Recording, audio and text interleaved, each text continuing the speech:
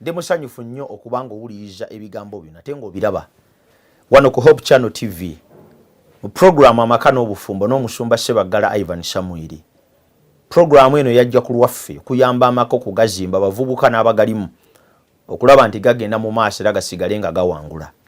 Kubanga amaka bwe gatereera eggwanga litereera. Amaka bwe gatereera ekkanisa etereera. Amaka bwe gatereera buli kimu kitereera. Olwekyo nina okukkiriza n'obukakafu nti ku lw'ekisa kya Katonda wamu n'okwagala kwe Mukama aneeyongeranga okutuwa omukisa bulijjo n'okutuwanirira olwo nno tusobole okuzimba amaka aganaawangula ensi eno. Osobola okugoberera ebigambo bino ku YouTube channel yange ya Pastor Ssebaggala Ivan Samuel.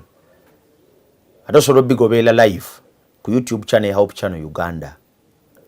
Njagala okwebaza Katonda kubanga akulungamizza.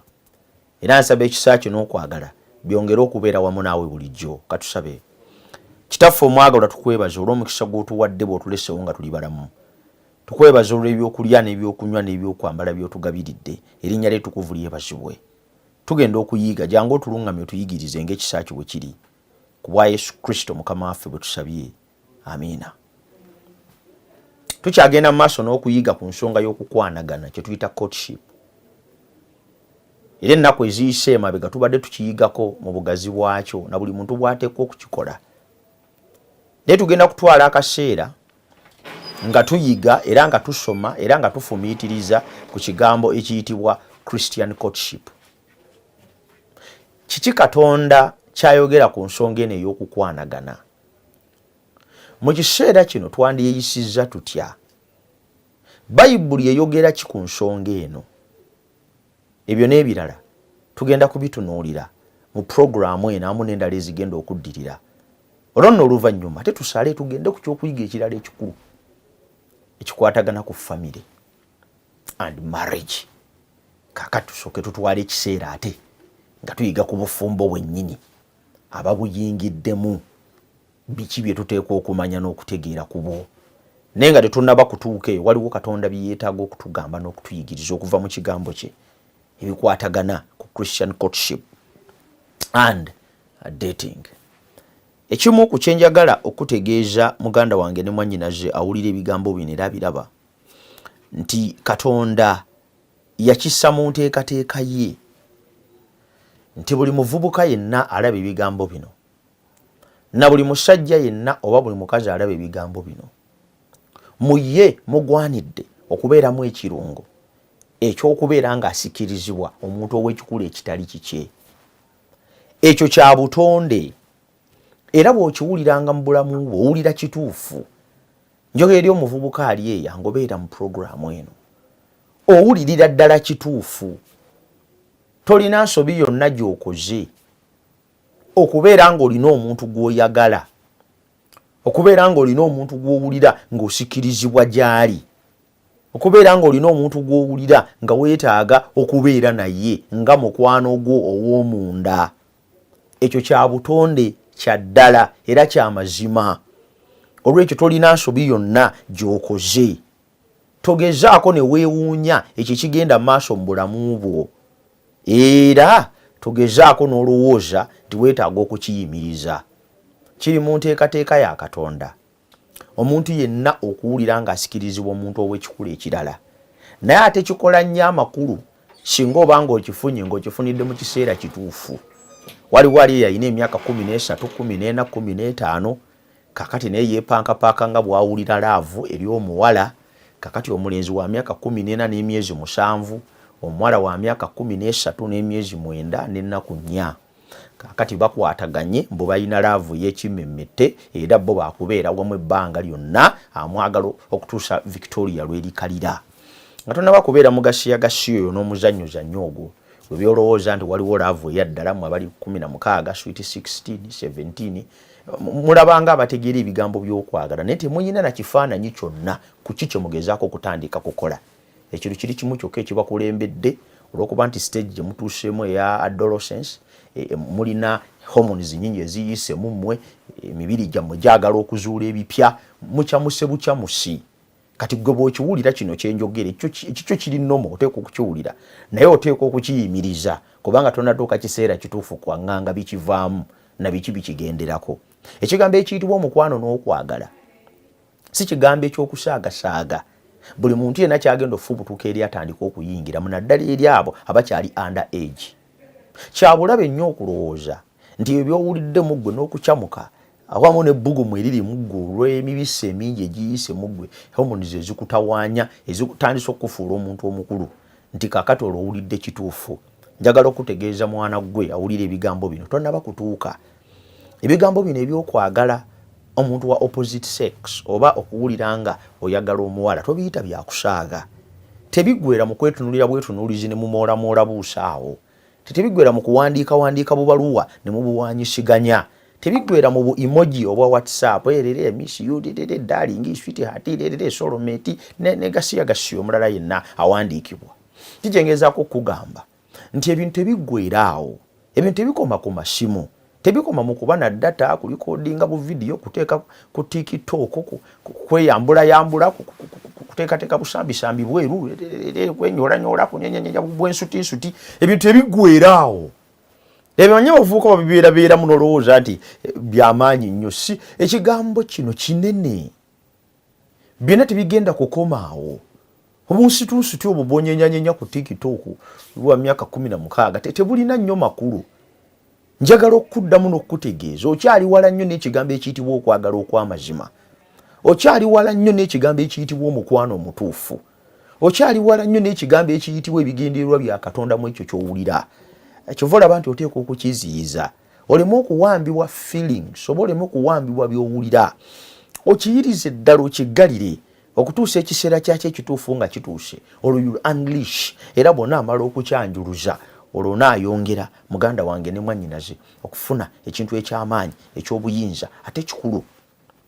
Kubanga kya muwendo nnyo okubanga ofuna ensonga ekwatagana n'okwagala. Naye gwe atannatuuka toyonona nnyo biseera. Gokyayina okusoma kubanga nako kukulinze. Okyayina okuzimba n'obwongo bwo bwennyini. Tonnafuna na bwongo buyinza kuwanira kigambo musajja. Shweka 17, 16, 17 tomanyina kye bayita musajja. Tonnafuna na birowoozo biyinza kumuwanirira. Kale nno gwe topakuka mu Christian courtship mbagambye tugenda kutwala akadde nga tusoma ku kye tuyita Christian courtship. Lwaki nkiise Christian courtship? Enteekateeka ya Katonda eri abantu abakwanagana.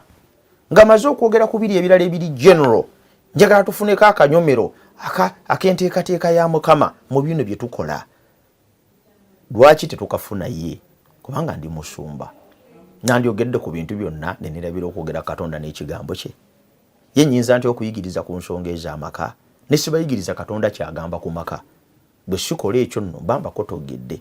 Kale nno gwe naali eyo tegeera kino era okimanye nti kya muwendo nti okutuusa emyaka nga gituuse ekyo ky'owulira gy'oli si kituufu era kirungi nnyo okyewale okola ebirala ebikyajja mu busobozi bwo kubanga nabyo ojja kubyetaaga mu kiseera ekijja bwonna abo bizimbye. Bino mbyogedde okulabula eri abaana abawala n'abalenzi abapapira ensonga zino eza dating ne courtship nga n'emyaka teginnatuuka ne balowooza nti bawulira kyekituufu. Enkomerero ya byonna ebizibu bye basanze eyo bo bennyini bajja bibanyumiza.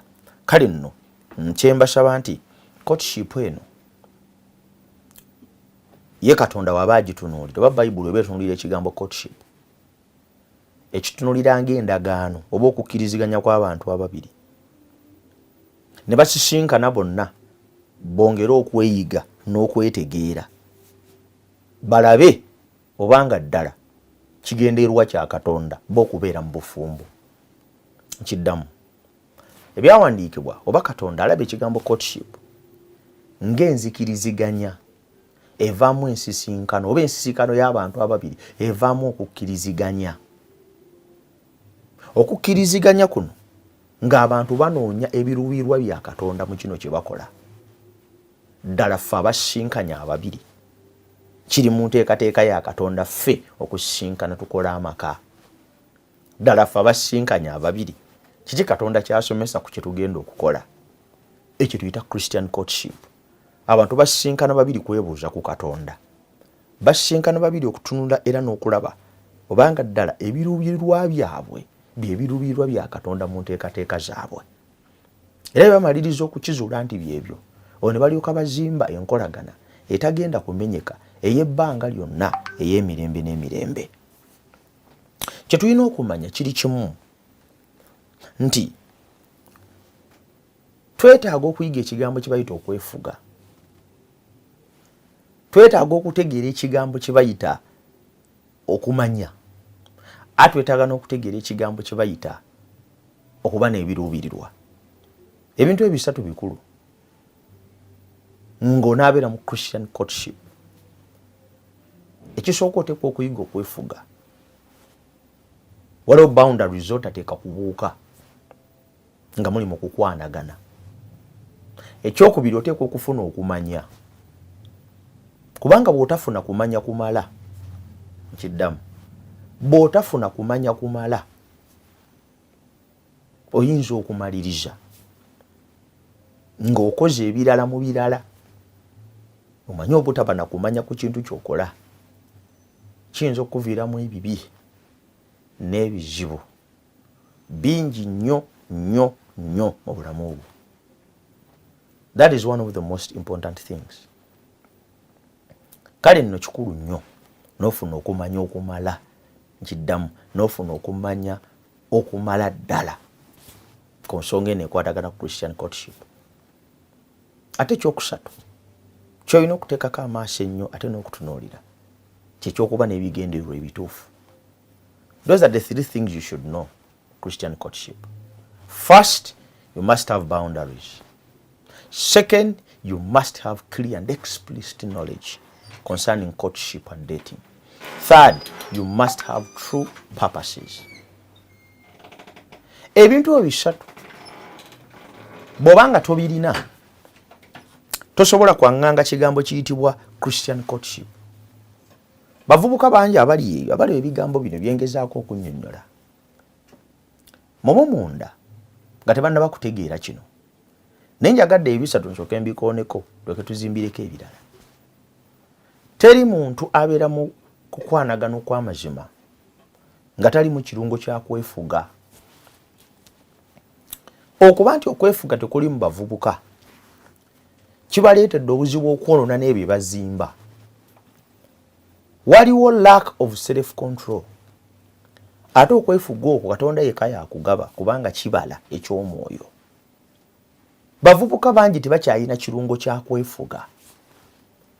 Bayingira ekintu kye bayita okukwanagana naye ng'okwefuga kutono. Nga basiiyibwa. Nga tebayinza kutereera. Nga emibiri gyabwe gibasindiikiriza okubaako ne kyebaggusa. Bayingira mu courtship n'omululu. Bayingira mu courtship n'obuluvu. Bayingira mu courtship nga balakaasidde. Bayingira mu courtship. Simanyi na mwenyinza kukinnyonnyola. Naye nga balakaasidde ddala, nga baweereddemu ddala, nga banafuyidde ddala, ng'obulamu bwe buba tabuseeko ddala. Bamala okutuuka mu courtship olw'okuba tebalina kwefuga. Abeerabye ku Mande, akawungeezi bakiisinze, olunaku oluddako beenywegera, olw'okusatu bali bonna kitanda, abantu nga tewaneeta na ssaawa 72 ng'abantu abasisinkanye okubaako ne kye bazimba bamaze okutagala okutuuka ku sseeryo. Oba tolina kwefuga ng'oli mu nteekateeka eno y'okuzimba amaka n'obufumbo, njagala nkikutegeeze era okimanyi okuva n'olwaleero nti oli mu kabi kanene, oli mu matawaana munene, weetadde mu kizibu kinene kyesimanyi nti oba ogenda kumalako nakyo. Ensonga ey'okubiri eyitibwa knowledge. Amagezi kintu kikulu nnyo mu Christian courtship. Katonda ayagala tufune okumanya. Ekitabo kyangero kyonna kijjudde magezi. Katonda ayagala tufune okutegeera. Katonda ayagala tufune obukugu obumala. Tusobole okutegeera ekyo kye tugenda okukola. Bantu bangi bansobera mu mulembe guno. Baagala nnyo okukola ebintu kati babifunyeeko mu magezi gamala. Omuntu agula essimu n'atafayo kusoma mmanyo yaayo. tamanyana gyagisudde kasita abikula ekisanikira nishikira simu bwati ebirala ebiri munda tebimukolera makulu olaba neddagala kale nessimu kale naye olaba neddagala naliyo abantu abagulira malagala okumira nasikamu busisimpike naye nga munda mulimu akapapula akakunyonnyola ku ddagala eryo byakolebwa litya olimira ddi biki byotandikozeseeza nga olimize kiki eriyinza okukuleetera bw'olimira ebyo byonna abantu babifaako era olugjayo empeke biri emirundi esatu ng'akanyugayo oba lwaki twagala nnyo okukola ebintu ebingi nga tetulina kumanya ku byo si ekyo kyokka ne mu ddiini munnange muntu abeera munzikiriza ng'agirimu naye nga tagirinaako yadde okumanya naye ng'alina ekikwate kye yakwata okuva lwe baamuzaala kakati oli abeera ne munzikiriza nga talina nakalayini konna kayinza kusoma ku byakola nga tamanyi gye byava tamanyi yabitandika tamanyi gye biggweera twagala nnyo okukola ebintu nga tetufunye kumanya kumala twagala nnyo okukola ebintu nga tetufunye kumanya kumala twagala nnyo okukola ebintu nga tetufunye bukugu bumala twagala nnyo okukola ebintu nga tetufunye magezi gabyetoolodde ne tukola bukozi ne mu bizinesi abantu babikola byakera bukozi ku makya oluwulira nga bamugambye empuuta efuna empuuta abantu bali empuuta ogoloza empuuta eyinza okufikka nawo empuuta olugisuubula bwati olinga dduka misinde ng'ayingira mu kusuubula mpuuta ng'agireeta ng'agikuba ku kyalo putanga emusala putanga evunda takoze market research tatunulidde ogigulawa nennamu n'enfuta gimanyi lwaki twagala okukola ebintu nga tubifunyeeko kumanya olowooza size ensobi ennyingi ze tugwamu ne tukola mu bulamu buno Christian courtship Katonda ayagala tufune okumanya okumala n'ensonga ezikwatagana n'omukwano nazo zirimu okumanya si bintu byetutomera obutomezi omukwano olw'okuba nti gusinga nnyo kukwatagana na feelings zaffe kintu kyonna ekikwata ku feelings kitujjako nnyo omukisa ogw'okulowooza kati omukwano olw'okuba gukwata ku ngeri gye tuwuliramu tetera nnyo kuwa mukisa kufuna magezi ku gwo ffe tulowooza gwo tegusomebwa tulowooza nti gulina bintu birala bigwetoolodde ffe tulowooza kasitanda mu muvubuka nempulira nga mmeze olutiko nempulira ebiwojjolo mu lubuto nempulira nga enviiri zinvuddeko oye wange tetwetaga kisukkako awo olowooza no si yennaku gy'olabidde mu makaago ebintu si byakufubutuka omukwano gubaamu okugusoma mubaamu okuyiga mubaamu okozesa emitwe gyaffe mubaamu okufumiitiriza mubaamu okwetegereza mubaamu okulowooza ekisukka ku byowulira munda kubanga enkomerero ya byonna ekyo kyowulira kyokka si kyekiwanirira amaka n'obufumbo nedda bingi amaka n'obufumbo kwe gateeka okuyimirira nga nayo bye gayimirirako amaka n'obufumbo kisukka ebyo byowulira abantu abawukana bulijjo mu maka beeyitako badaalingi beeyitako baswiti beeyitako bahane babyeyita dda n'ebyo babeerako bonna nga bakyakala ne beekubya ne serefi kati ebifaananyi bali mu kubiyuza badeliitinga kubanga tebakyaliwo bannaye beekubya nabyo ebifaananyi. It's beyond what you feel. It is beyond your emotions. You need knowledge. You need your brain in courtship. You need to think. You need to look forward in many issues than what you feel. Kyeva ngambe nti empagi ey'okubiri ekola Christian courtship bagiyita knowledge. Empagi ey'okusatu gye bayita ebigendererwa. Ebigendererwa mu kintu bikulu kubanga bisalawo n'engeri gy'onaakikolamu. bantu bangi nnyo abaagala okuyingira courtship naye nga tebalina bigendererwa. That is the most deadly and dangerous thing. Kyenjagala okujjukiza kye kino. Weetaaga okuba n'ebigendererwa. Weetaaga okuba n'ebigendererwa ebituufu.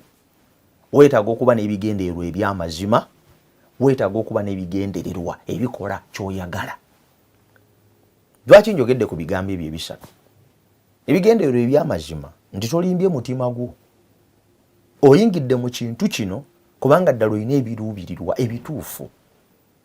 Ebiruubirirwa eby'okuwasa, ebiruubirirwa eby'okukola amaka, ebiruubirirwa eby'okuzimba family egenda okuweesa Katonda ekitiibwa ate naawe kufuula ey'obuvunaanyizibwa. Ekyokubiri birina okubanga bituufu. Kubanga waliwo ababeera n'ebiruubirirwa ng'ate birala. Abaana abawala bangi bayingira mu maka ennaku zino bazaale buzaazi. Baagala balegit children.